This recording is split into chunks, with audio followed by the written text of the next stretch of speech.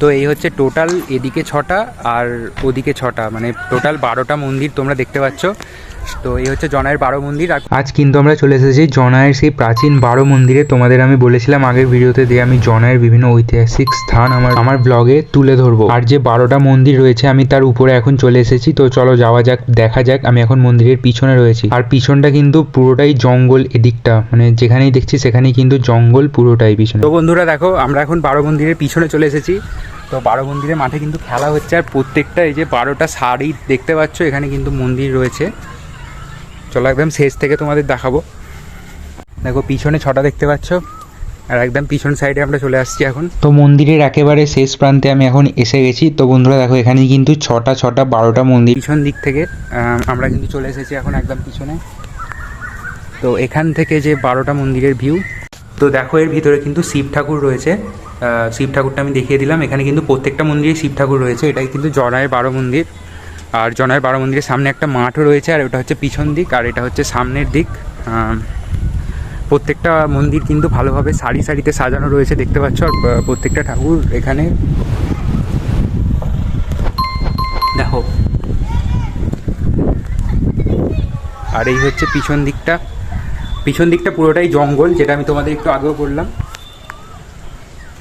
পুরোটাই কিন্তু জঙ্গল এখানে। তো মন্দির তো দেখলে কোথা থেকে আসবে, এবার সেটাও দেখে নাও। তো এই যে চণ্ডীতলা 4 মাথা মোড়, এখানে যে রাস্তাটা জনায়ের দিকে ঢুকে যাচ্ছে, মানে বাঁ দিকের রাস্তাটা ধরে কিন্তু তোমরা চলে যাবে। তো বাঁ দিকে জনায়ের রাস্তাটা ধরে সোজা যাওয়ার, কোনো দিকে কিন্তু বেকার দরকার নেই। একদম সোজা যাওয়ার পর দেখবে একটা পোল পড়বে। তো এই পোলটা যখনই পড়বে তার থেকে তোমরা সামনের দিকে চলে যাবে, কোনো দিকে দেখবে না, একদম সোজা চলে যাবে। কিছুটা যাওয়ার পর রাস্তার ডান দিকে দেখবে আবার একটা পোল তোমাদের চোখে পড়বে। তো ওই পোলটা থেকেও তোমরা কিন্তু সোজা চলে যাবে, কোনো দিকে দেখবে। সোজা অনেকটা রাস্তা যাওয়ার পর দেখবে বাঁ দিকে একটা খেলার মাঠ পড়ছে, বিশাল বড়, আর সামনে একটা স্কুল পড়বে। তো চলো আমি আগে দেখাচ্ছি। দেখো এই মাঠটা পেরিয়ে গিয়ে কিন্তু ডান দিকে রাস্তার এই মন্দিরটা পড়বে, আর তার ঠিক পরে আরো একটা মন্দির পড়বে। তো এই যে মন্দিরটা দেখতে পাচ্ছ, এটা হচ্ছে জনাই পঞ্চবটির মন্দির। তো এই মন্দিরটা যখনই পড়বে দেখবে একটা 3 মাথা মোড় আসছে। সেই মোড় থেকে কিন্তু তোমরা বাঁ দিকের রাস্তাটা ধরে নেবে, ডান দিকেও যাবে না, বাঁ দিকের রাস্তাটা ধরে সোজা চলে যাবে। বাঁ দিকের রাস্তাটা ধরে সোজা যাওয়ার পর দেখবে এরকম একটা মন্দির তোমাদের চোখে পড়বে। তো এই মন্দিরের কাছ থেকে কিন্তু তোমরা ডান দিকের রাস্তাটা নিয়ে নেবে, বাঁ দিকে যাবে না, ডান দিকে চলে যাবে, ডান দিক থেকে সোজা। তো ওই রাস্তা ধরে সোজা আসলে আবার একটা 3 মাথা মোড় পড়বে। ডান দিকের রাস্তাটা বেগমপুর যাচ্ছে, তোমরা ওইদিকে যাবে না, তোমরা বাঁ দিকের রাস্তাটা ধরে নেবে, বাঁ দিকের রাস্তা ধরে সোজা যাবে। তো ওই রাস্তাটা ধরে সোজা আসার পর রাস্তার ডান দিকেই কিন্তু তোমাদের জনাই কালীবাবুর যে জমিদার বাড়ি, সেই জমিদার বাড়িটাই চোখে পড়বে।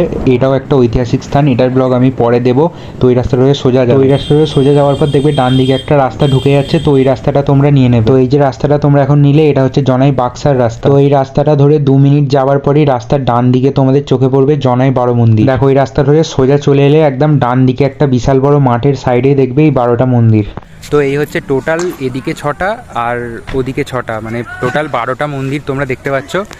তো এই হচ্ছে জনায়ের 12 মন্দির। আর কোথা থেকে আসতে হবে তো তোমাদের দেখালাম ভিডিওতে, আর কি ঠাকুর রয়েছে সেটাও দেখালাম। আর ইউটিউবেও আমার রিলেটেড ভিডিও পোস্ট করা আছে। আজকে আমি ফেসবুকের জন্য ভিডিওটা বানালাম, যারা ফেসবুকে আমার ভিডিও দেখছো যাতে তারাও জানতে পারো, তো সেই জন্যই বানালাম। তো চলো আজকের ভিডিওটা এই অবধি। কে কোথা থেকে আমার ভিডিও দেখছো অবশ্যই কমেন্টে বলবে। তো প্রোফাইলে আসলে কিন্তু প্রোফাইলটাকে ফলো করে দিও, ফেসবুক থেকে দেখে থাকলে, আর ইউটিউব থেকে দেখলে সাবস্ক্রাইব করে দিও। Thank you.